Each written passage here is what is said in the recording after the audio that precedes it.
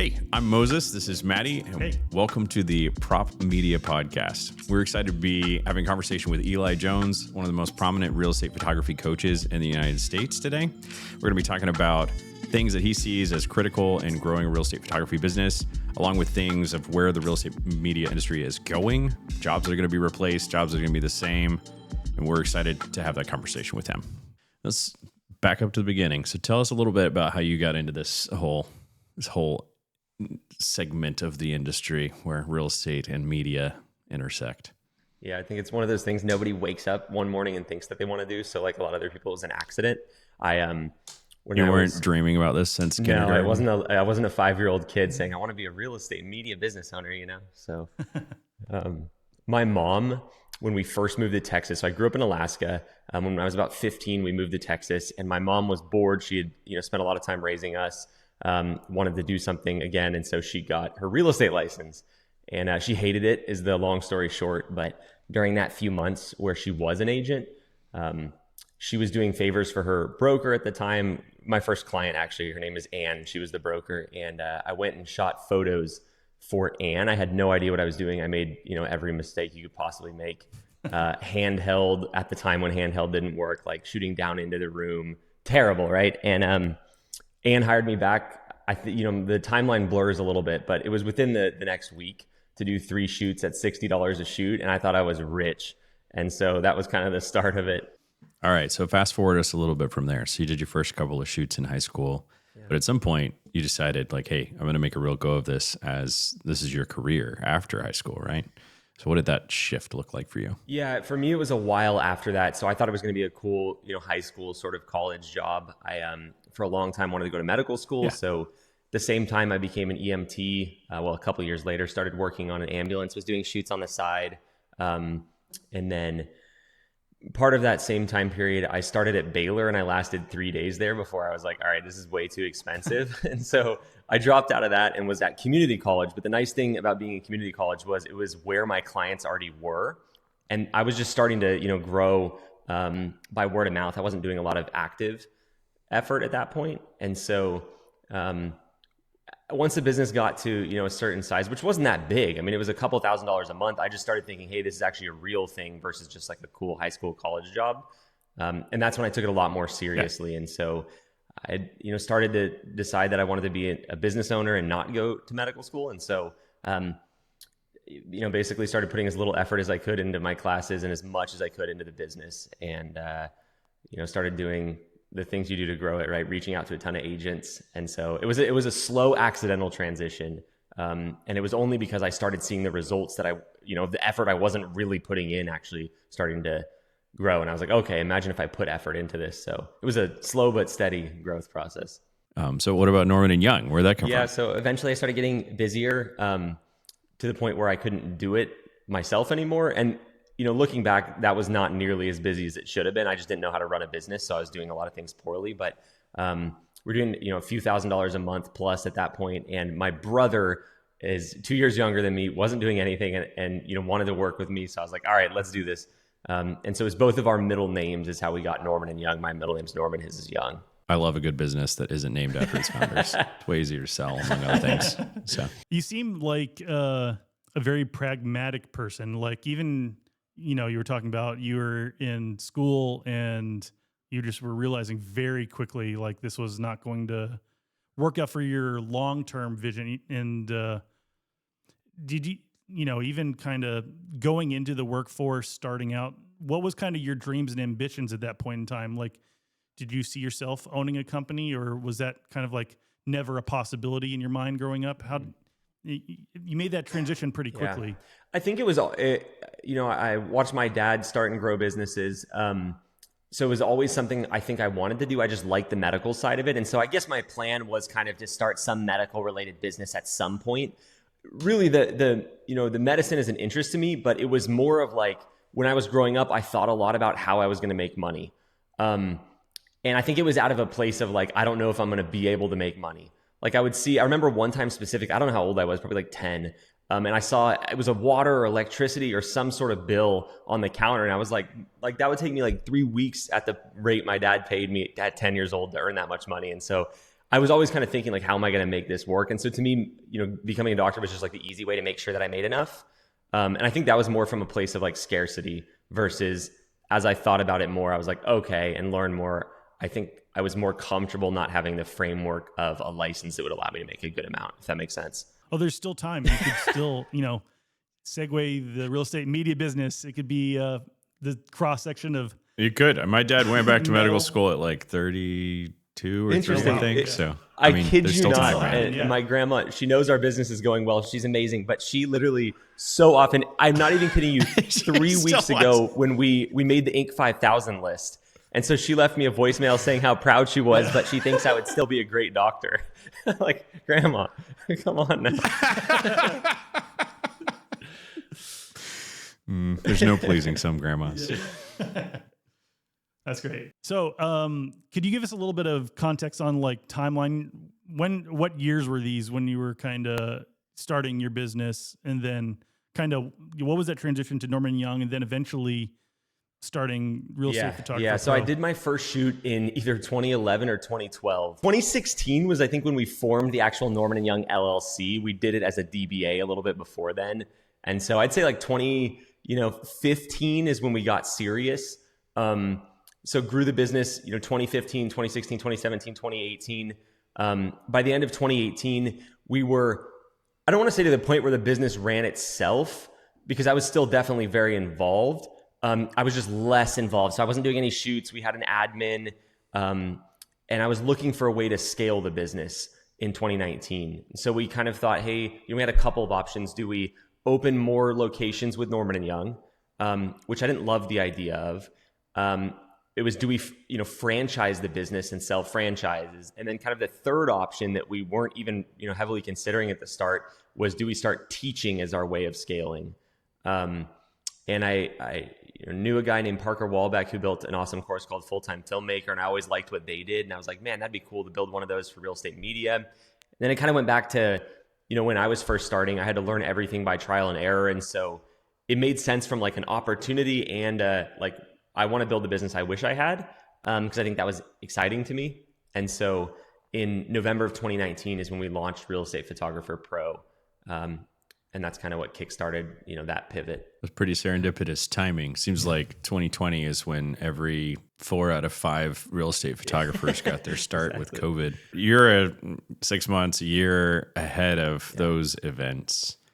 How did that start to shift as everybody got locked down and started thinking about their next entrepreneurial gig? Yeah, a lot of people wanted to do something for themselves. I think a lot of people also had, it was hard financially for a lot of people, but there was a big group of people that were now working from home and could do, twice the work in half the time and wanted to maybe think about using this as an opportunity to pivot to starting their own business. So we had a lot of, wave behind us with that. Mm-hmm. But funny enough, for a specific story, you can look at our business's revenue and correlate it with stimulus checks during that first year or however long the stimulus checks went out. So a stimulus check would happen and then, we'd make more revenue. So that was quite funny. But and people would invest it in the course.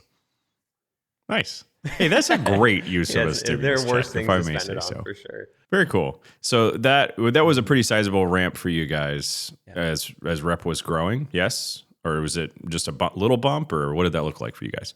Yeah, it was interesting. We, from the month we launched, we had pretty consistent revenue for the 2 years after that. There wasn't like a long ramp up period, but it was also super frustrating because it was really hard to grow. And so we boosted up, to a point, which is about the same size as Norman & Young. We got stuck around $1 million a year with the course. It's really interesting.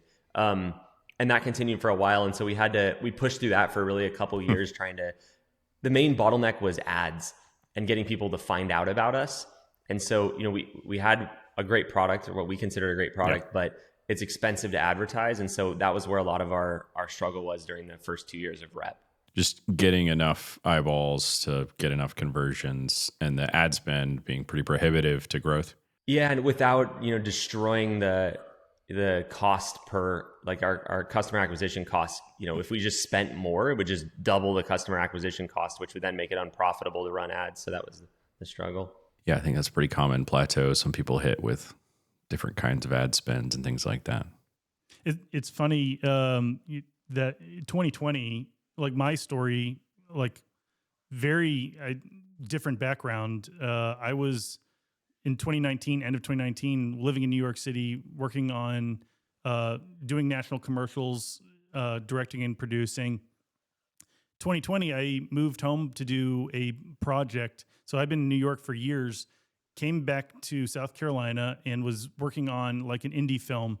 And only like 22 days into the production, March, whatever, 17th, 18th, like the world closes down. Perfect timing right there. And so I'm kind of like sitting on my hands. And I think this is, I think a lot of people's stories, this is true, this period of time is like, how do I make money in the interim? Like maybe it's a long-term thing, maybe it's not, but I'm just looking for some sort of short-term cash flow situation. And ironically, in my case, like real estate media was not on my radar at all, but my grandparents had flipped a house and they wanted to put it up on Zillow, and I offered to use my drone and the tools I had to get it up on Zillow. And in the process of shooting that, I was like, do people make money doing this? And I Google it, and I didn't even know what to call it. So I'm like photos for houses, you find nobody makes money except for Eli Jones. You should check out his course. Yeah. But I got locked into the algorithm, and I was getting the ads. But I'm gonna say maybe 2 or 3 months of the ads. I'm like, this could actually be a thing. And a stimulus check. Yeah, and a stimulus check. I was ready to go. So, yeah, I was one of those very few that made it in. No, yet I feel like there was a wave there, and so yeah, I think I was introduced really to real estate media, how it actually worked. I come from a production background. I'd owned media companies, and then I was doing kind of high concept production stuff, and then one of the things I hated about media, shooting videos and stuff like in the early teens, when I had my own media company, is that you have to wait 60 days to get paid. And I was blown away by the idea that you shoot 2 houses and you can make $600 and get paid the next morning. And it really is an incredible to do it. And it was just, industry too. It was a game changer, and I think a lot of people started to see that opportunity. Yeah, I mean, it really is an incredible industry too. There's a lot of ways to make money in media or with a camera. I'm biased, of course, but not only because of REPP, but because Norman and Young, I do think it is, one of the better ways to make money with a camera. Because of what you said, right? You get paid the next morning. The project cycles are short. It's simple projects. And then you grow by referrals. Like that's obviously you have to get the ball rolling, but it's just so nice to have, repeat and referral business. So yeah, I mean, if you shoot weddings, it's pretty bad luck if you're getting a repeat customer there. But I feel like there's something there. There's some kind of retargeting you could do at like the 7-year mark. Yeah. Too dark. Sorry.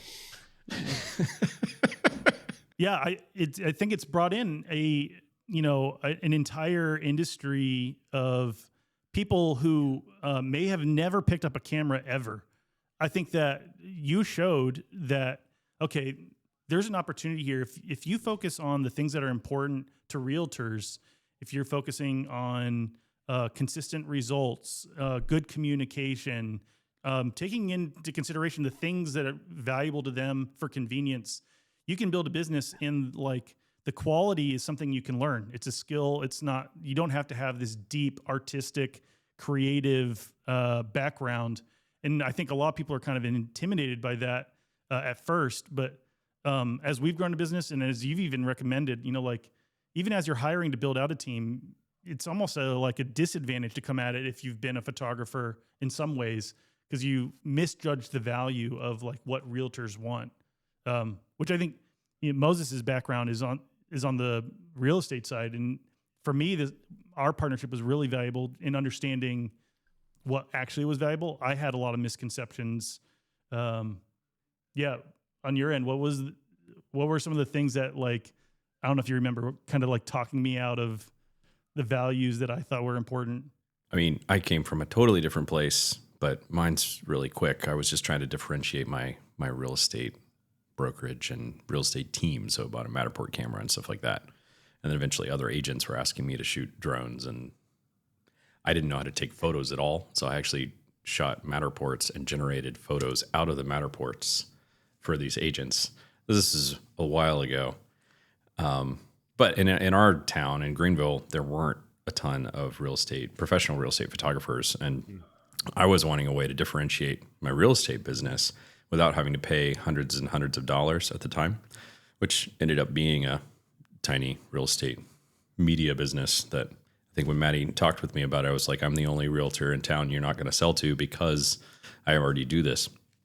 And then we just kind of started talking. And then I did sell to him. Yeah, he did. Then he sold me like, hey, we should start a business. I mean, it worked out for me. I mean, like as far as a lot of people when they're starting out, you've made this Instagram method very popular now. But like for me, I got to work with Moses, who was the broker for a brokerage with like over 200 agents. And by us having like a high quality, reliable system that was built around the things that the realtors wanted, we were, hundreds of shoots very quickly. I mean, we went from an agent or two asking me to do aerials or a Matterport to doing dozens in the first few months and then hundreds. So it's interesting. And a lot of that, I think the systemization was Matty learning from your first course way back in the day.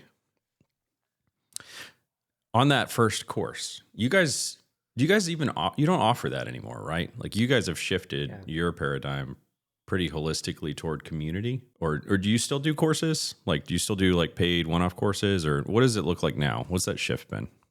Yeah, we stopped doing, sort of like self-study courses. The problem with those, both for the client and for our business is most people don't do anything with them. And so I think, I don't want to sell a product that the average person buys and gets nothing from because they don't do it. So we completely, and it was kind of a scary decision at the time, we killed the course completely and pivoted to a coaching model where there's course curriculum, but it's more formatted in a checklist. So it'll be like, watch this video, do this thing. But the really important part is, closer knit community and then one-on-one and group coaching calls. And so we switched to that, and that obviously like dramatically increased our student success rate. It also decreased the amount of people we work with too, which I think both are good things long-term. So we can focus more on people. So yeah, we in 2023 stopped offering any sort of self-study type courses. So what has that shift done? It sounds like you're excited about that shift because you're seeing more impact in your students. What are some of the other ramifications and things that have happened with that shift?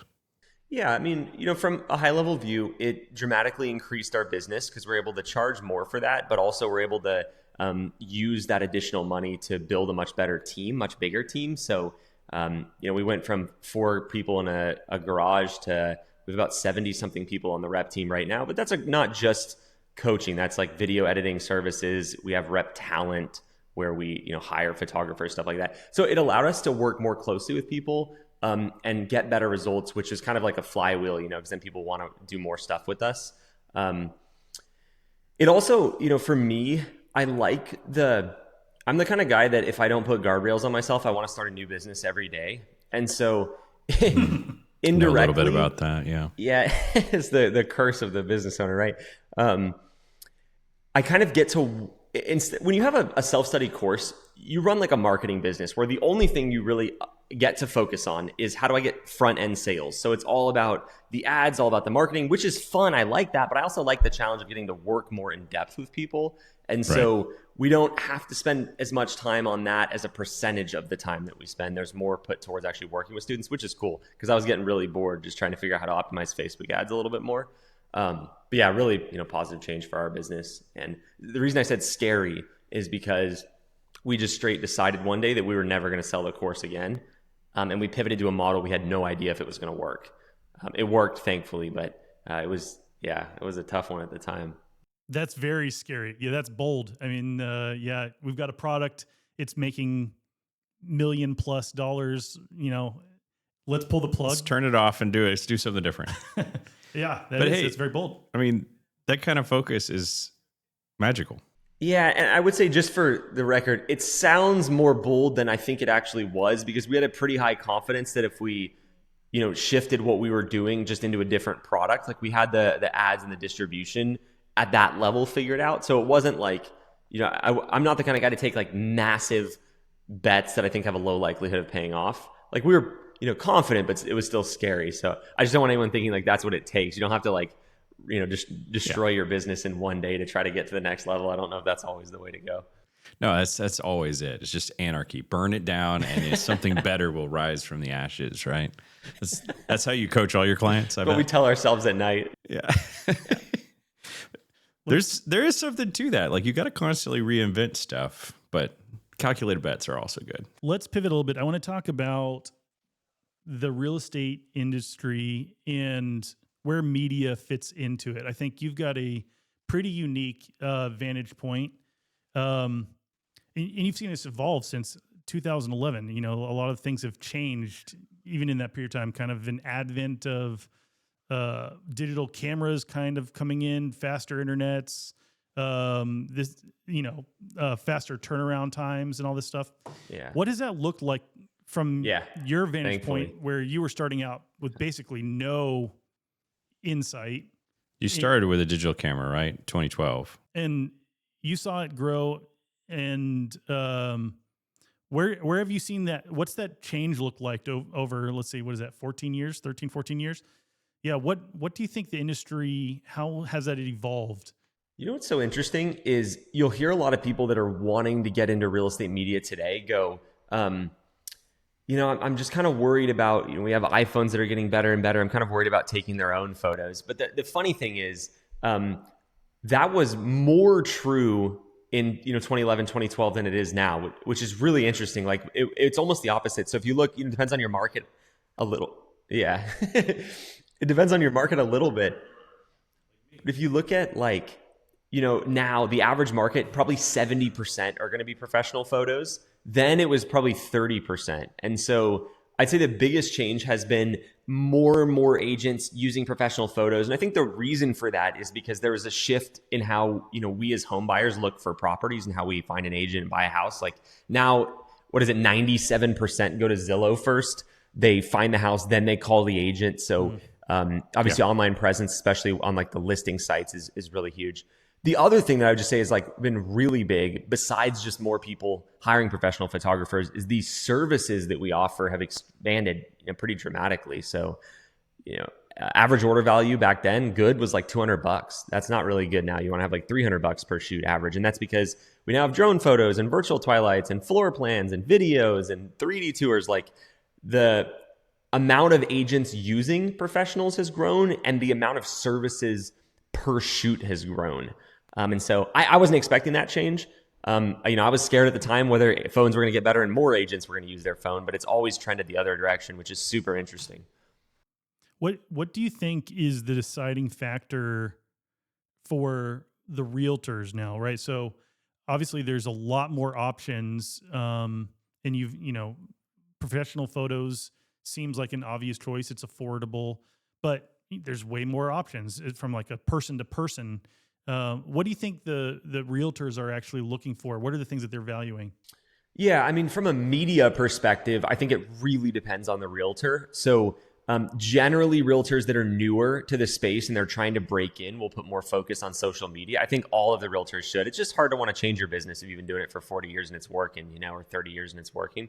So I think generally more focus on like social media, which means more assets are needed. A lot more vertical video, for example, and stuff like that, and more places to use the media. If you're asking from like a perspective of what the agents value, apart from the media, they don't want to have to drive over and do a shoot. It doesn't look super professional in front of the homeowners. And I think, more home buyers are kind of expecting media to be done for their house as a default now. So I think it really puts an agent at a disadvantage if they don't use media, just from a winning listings perspective. It's interesting to me, like my background was completely in media. I had basically no insight into the real estate industry at all. And so, it's not like I follow it the same way maybe you do, but I have a lot more insight into kind of trends and things that are happening with Zillow or NAR or whatever now. I think that's maybe a little bit of a learning curve when you're coming into this. You don't understand like why people are selling or who's selling and even who the customers are and that sort of thing. I think that, there's a lot of people that you could sell these skills to. You've made obviously a big pitch, for this referral business to realtors, but have you seen, in the process of coaching, are there other applications for these skills beyond just real estate? In maybe even like cautionary tales of like, that could be a trap. It seems really good. Or, how have you been able to coach people through the choices of real estate and the value of other property related media? Yeah, that's an interesting and great question. I think, and we talked about this earlier a little bit, where business owners, especially when they get some, wind at their back and start doing, what to them as well, is they'll start looking for other things, thinking they're like really good at business all of a sudden. I fell for that trap so many times. And so for me, what it looked like, and I'll talk about, people we work with as well, it was like, all right, great. I'm doing 20 grand a month with real estate media and I want to get to 50. And so the easiest way to get to 50 in my mind, which was completely false, was let's offer more services. So we started getting into like home staging. We had a partner we contracted for that. And we were like, well, you know what? The landscaping always looks terrible. And before I knew it, I was trying to do like 7 businesses at the same time. And it was like the first business, it was growing quickly and it's now at 20K a month. It's like it didn't keep growing as much because I wasn't doing as much on that. So now I had a bunch of businesses doing roughly the same revenue. So I think the common, thing that we try to encourage and like counsel people on is really like the growth and the money, I think, comes from sticking to your core and getting better at it. Not better from a quality standpoint of the product, but like better at how to sell it, how to deliver it, even with scale. And so I think focus is probably the thing that I wish someone would have like punched me in the face and said that I needed more of back then. So I try to do that to others when I can, because I think that's where the growth comes from. So less products, focus on more customers who need the products. Yeah, it's like you already have a model and it works. So now let's just do more of that versus trying to build another model. So like for us at Norman and Young, and if someone asks me, I can't always be successful at convincing them, but like we don't even touch agent social media stuff that's not related to a listing. So if it's like, I want to go around the city and talk about my 3 favorite coffee shops for an Instagram reel, like we're going to refer them to somebody else for that. Sure, sometimes we lose clients because of that, but we're able to grow the business more as a whole because we focus on one very narrow lane. I think that's something that doesn't really hurt anybody to know. And I've said it multiple times now because of, I think, the money that it's cost me and the pain, but like, man, I wish I knew that to that level when I was starting. Have you ever seen anyone succeed in that kind of focus? So focused niche, they have a core customer defined, but it's not a realtor as their primary. Like anybody who's just crushed it. And I'm sure I don't know anybody that's done that because I'm so focused myself that I have like blinders onto any other industry. I'm not sure if that's the question you were asking, but not necessarily any other industry, but I'm more thinking like they focus only on luxury agents. They focus on Airbnb hosts. They focus on boutique hoteliers. I don't know. Like there's lots of places that property media is used. It's not just realtors.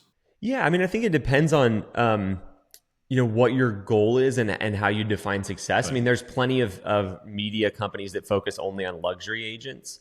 Admittedly, that's something I kind of bash as part of my brand because I think it's a smaller segment that's harder to serve. Sure.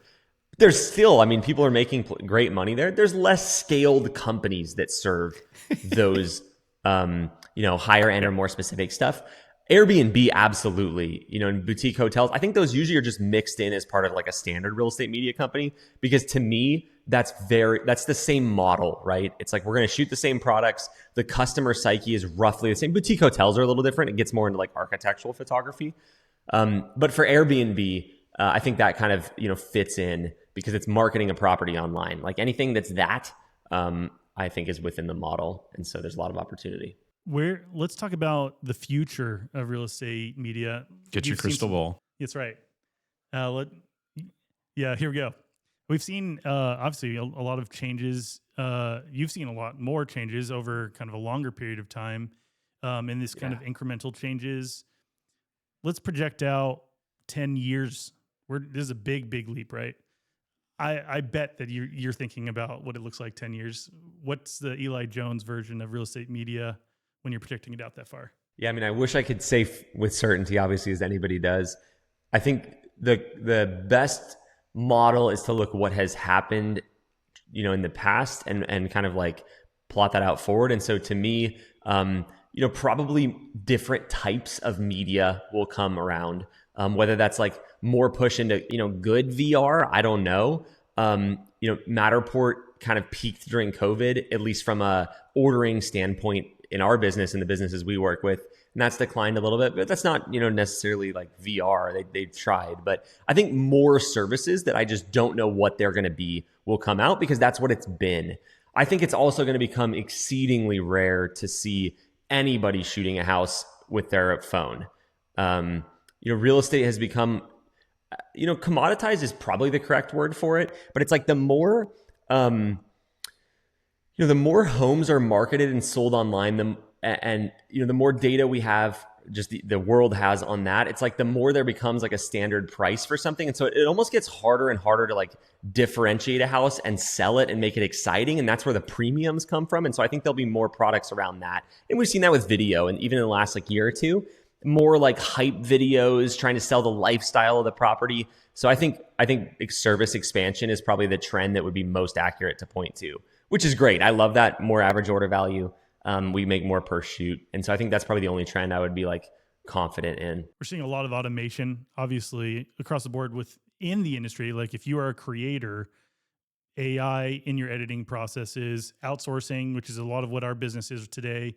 Like there are tools for delivery and scheduling and all these things.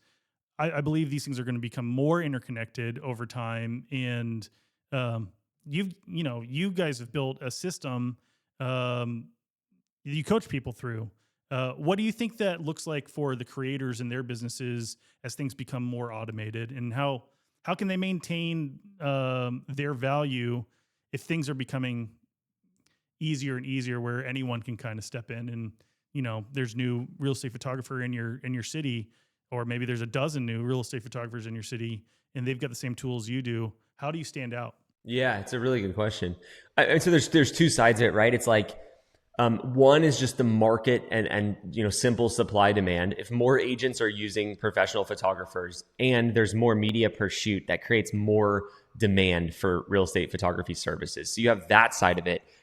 The other side of it is, let's hypothetically say like the market is quote unquote saturated. There's an equal amount of supply and demand. Like how do you break in? I think that's something that makes what we talk about in our community successful, is that we don't focus on the media. It's all about the service and bringing that integration to the agent's team. So it's like, if you have real estate agents that, it goes back to the same know, like, and trust you, right? If they know you, like you, and trust you, you're going to get their business. So it's like, how do you do that? Well, you try to make it so that you're as integrated into their team and easy to work with as possible. And it goes back to like basics. How do you build a business? What's good customer service, right? So you show up on time. You're dressed somewhat professionally at a minimum. You're respectful to the homeowners. It's a good experience. You're efficient. You do what you say you're going to do. And that sounds simple, but like so many businesses, I think, just forget about that. And that's where the kind of business life cycle comes in. And you have legacy companies fading out, new companies breaking in. And that's kind of how I look at it. All right. So hot topic of today is with AI's advent and automation and things even beyond what Matty's talking about, like 10 years from now, what are areas in the real estate media business that you feel are likely to be automated and replaced that are currently being done manually? A lot of the back end stuff, and that doesn't just include editing. I think editing is a big one, but also for example, when a real estate agent goes to place an order via something like Spiro, they see a shopping cart and they select services. I think there's going to be much more AI input on kind of that order flow. So like you put in the address, it's going to know and research like the property, what's around it, the price point, and then suggest media based upon that. So I think that's something that will probably happen. It's like a much more tailored order. Like you never should be upsold via system drone photos if there's a landfill 2 stops behind the house, right? Like that shouldn't so stuff like that I think will go away. And then I think there's going to be a lot more automated like back-end recycling and reuse of media. So like, you did this 1 minute video, but here's like a 10-second teaser version, and here's like a 3D rendering of it based upon that. So I think a lot more like services that are back-end. Yeah, we see a lot of potential in that reuse and restructuring of the media as well. When you see it with Pixlmob, vendors, or I'm not sure the technical word for what a seller on Pixlmob would be, but you see like AI photo to video. I mean, that's a great example of a really new reuse service where you upload photos and the editor makes those photos into video clips, and then you can make those video clips into a full video. It's pretty cool. And so I think a lot of stuff like that is, that'd be a good example. Yeah, and we think the more data you can capture at a site, the more useful that data set becomes, the better the technology gets to be able to recycle it or remix it in different ways. Matty loves this side of the stuff. Yeah, I could talk about that for a long time. I think that's an exciting new world that we're about to step into. The original photo had this very specific place, and I do think that original photo ongoing is probably going to hold that place. So like I call it a catalog photo. You see a house and it's more or less for a while anyways, going to still just be, here's a gallery of photos. It's the most concise and quick way to kind of digest as a potential buyer what this house looks like. I don't think it does have downsides though. Like I'm helping my parents buy a house right now, and I'll look through photos, and there'll be 25 photos or there'll be 68 photos. And then they still have so many questions. Yeah. Like when they're looking through of like, how does this sit? Is there a landfill behind it? But imagine if like they could query like a deeper set that wasn't just the chosen catalog photos, and it was actually like they just type in a query of like, hey, is there a landfill nearby? Why aren't there aerial shots? So on the consumer side, like they could actually ask questions of the data set and save themselves an hour going out to a property or something if it's just not going to work for them. Which, I mean, honestly, it's not good for the seller. It's not good for the buyer to waste a bunch of time going to a house that the photos didn't show a 2-step down into a like a sunken living room, which is like a non-starter for my mom at her age. So it's like, how do you fairly get more data to the consumer, which is good for them, but at the same time, you want to put the house's best foot forward, right? With the right photos that are going to catch people's eyes. It's an interesting balance between the two, I think. Yeah, I think the photos will, like they have been, I think they'll continue to remain kind of top of funnel, where it's like, this gets your attention, and then once your attention is captured, how do we like verify that this is worth putting more time into? And so I think that's where like the additional media services come in. I also think that's the standard kind of like, push and pull between like commoditizing something being a commodity and something being marketable to have an edge. So it's like there's always that push in any market.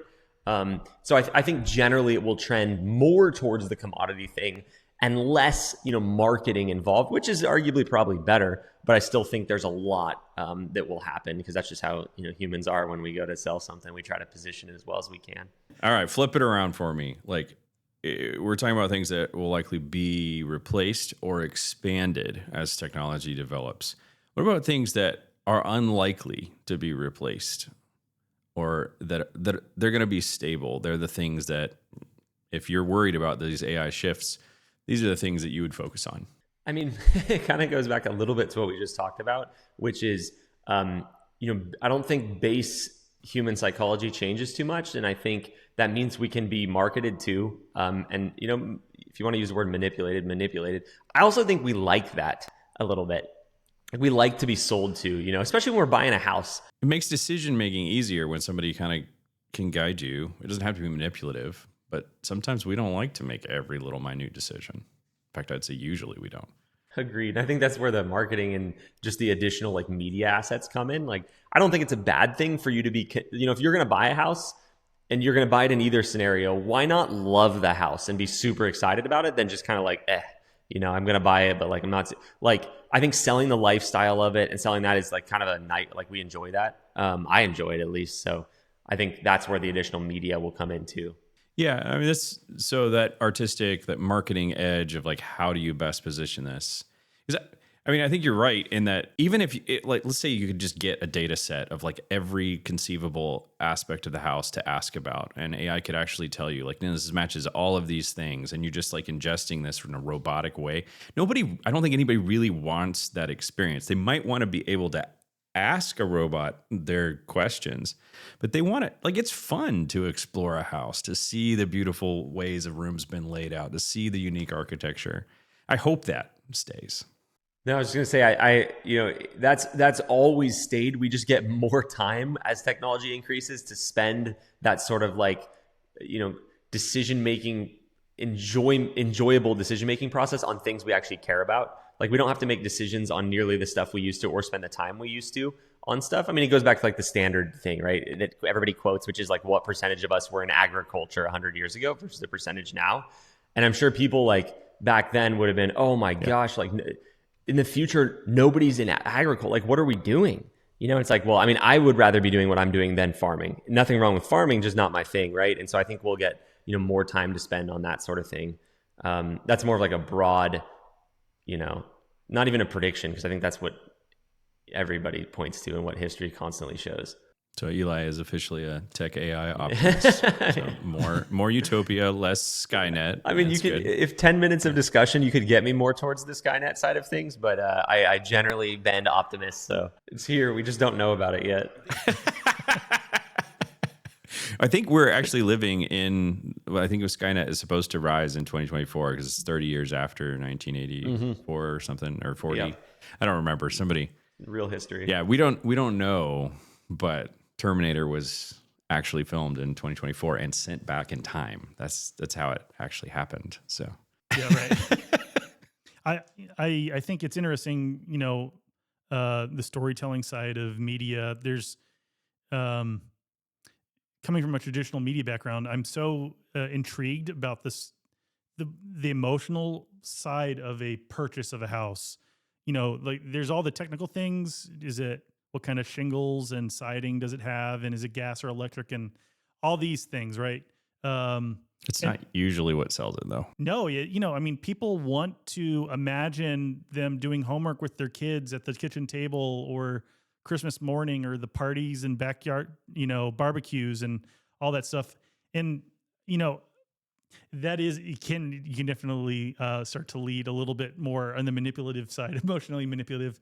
I don't see a ton of marketing that kind of leads that way in media, with real estate media, in part because it's expensive to do that, but I'm curious how AI starts to change the equation for people to visualize their life in a house. And, I think we're already starting to see things with virtual staging where here's a room, here's the original photo. Let's remix it with like a style. I want a bohemian furniture in this living room, and it kind of just remixes it a bunch of different ways. So I think this is going to be kind of an interesting new territory that's going to be explored. I don't know how successful it'll be, but I think the emotional storytelling side has a place that's going to start to emerge.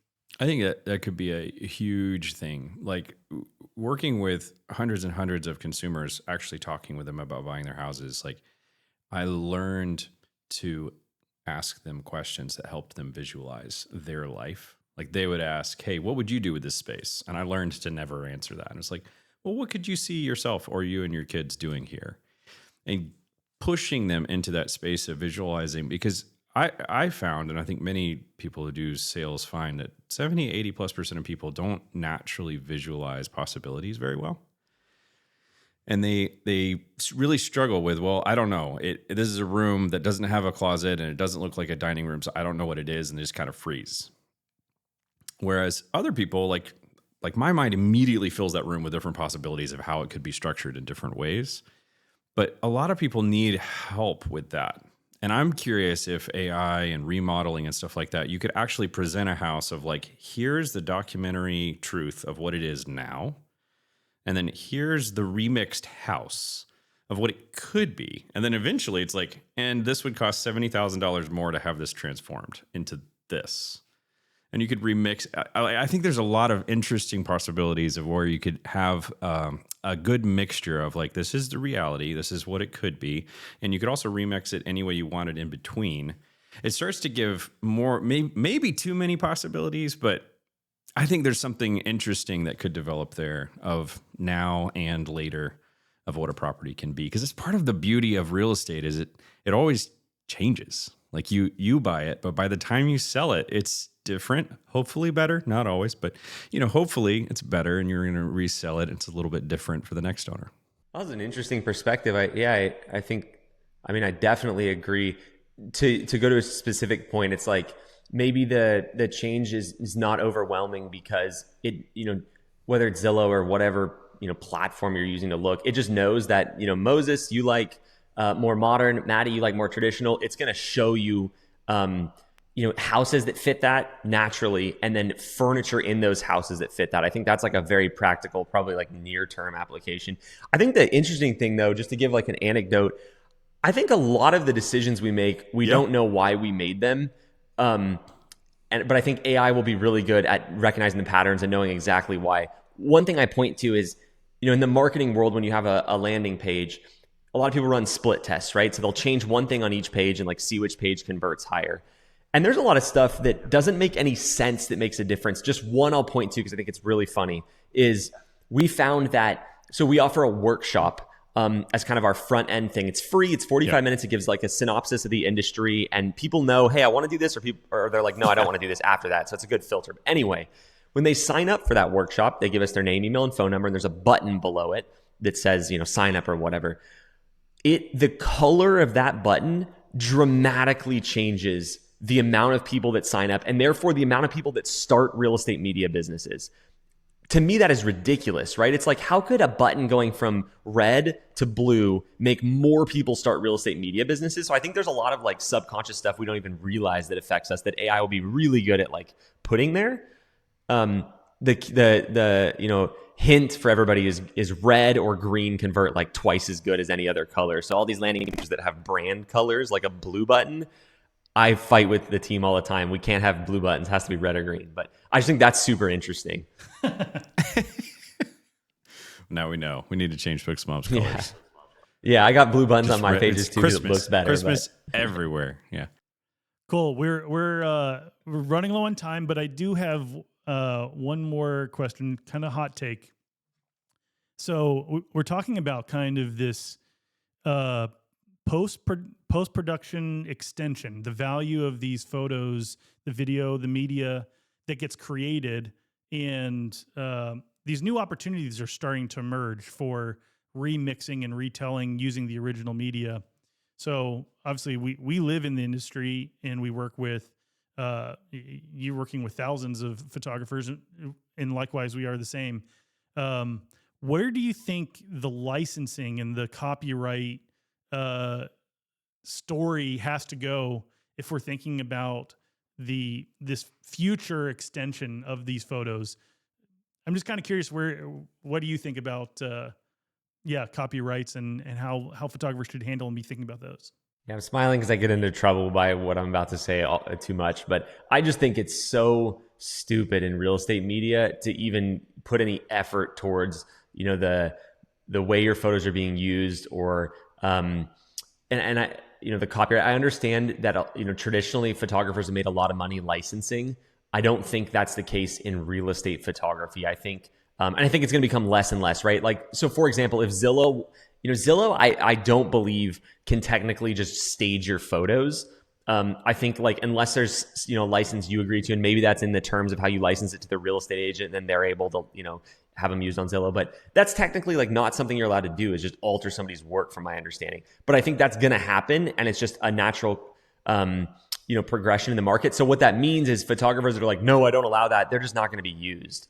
I think we're creating raw media that's going to be used and repurposed in a million different ways. And I think trying to fight that is a really, not a very strategic position to take as a media company owner today in real estate photography. Other photography industries, no idea, but real estate, that's what my opinion would be. Yeah, I agree. There's no realistic way that you can protect that. we're shooting houses and you've got a picture of a half bath in, this cul-de-sac house that, no one's going to care about. And you've got these concerns about how does this going to be reused. But then there's, there are legitimately good photos that have this value. On the other side, Zillow has free reign to kind of, not just Zillow, I'm kind of using that as a blanket, but no, that's a good one. They're getting sued for $1 billion about this right now. Yes. So yeah, exactly. Yeah. We'll call out Zillow. That's okay. But there is no means for a photographer to do much about this, other than to try to, submit copyrights, which is expensive and tedious. And then you've got to track it down, and then you have to send out cease and desist. There is no methodology here, and it seems like a losing battle. So, and imagine putting all that time into something it goes back to just core strategy of are you going to be offensive or defensive in your business, right? Are you going to look for growth, or are you going to try to protect? And I think both are important, but imagine just from a purely business standpoint, all the time you have to put into, and the mental, aspect of all of that work. It's just spend that time getting more clients, grow your business, hire more team members, embrace where things are and push into that opportunity. I think there's a Gary Vee quote. I won't say because there's a little bit of profanity in there, but he's don't look backwards. It messes with your neck. Right. And I think about that a lot. I'm just keep in front of you, keep looking for the growth in that opportunity rather than, and I know you could say, oh, there's opportunity to relicense your photos. There's just not. You're just fighting a losing battle, in my opinion. And whether that take is accurate for everybody or not, who knows? I just think for real estate media, it's pretty silly to spend time on that. Awesome. All right. I have one last question of where you think the industry can go. Please. With how platforms like ourselves, we primarily are doing post-production work. We're about to launch some lead generation, sourcing, and stuff like that. But we're a platform. You guys are a education and coaching community. Where do you see the different players like that in the industry working well to collaborate together? The biggest thing is I think parts of the market that don't really do as much are going to struggle. And then I'll give you an example. And this is probably a slightly unpopular take, but I think the amount of value that a real estate agent provides has gone down. And I don't think that's true, right? They used to have to do way more work per sale. And so if you're a real estate agent listening, that doesn't mean I'm saying you're irrelevant. Yeah, thank you. At least I have, I gotta have somebody on my side as I say this. I think the upside of that though is a real estate agent can position their value better by integrating and doing more stuff that makes a difference in the listing. So more listing media, for example, knowing more about marketing and positioning a house. Just a basic example is spending more time on social media and doing more social media stuff, because that's where a lot of people are seeing things. So it's okay, well, what do you need if you're doing more on social media? You need to work more with the media company. You need to understand, more about the platforms and how they work and what media is available. And so I think closer integration is going to make all of our businesses better. Thank you, Eli, for the time. Lots of great nuggets and wisdom. Tell us a little bit where we can find you, where people can follow you and learn more from you. Yeah, thanks for having me, Matty and Moses. At It's Eli Jones, so ITS Eli Jones on all social media, YouTube, TikTok, Instagram. If you're interested, in learning more about real estate media or just what I do, definitely start there. Learn for free what you can learn from me, and then if you like what I say and you want to work together, we'd love to talk with you. But at It's Eli Jones.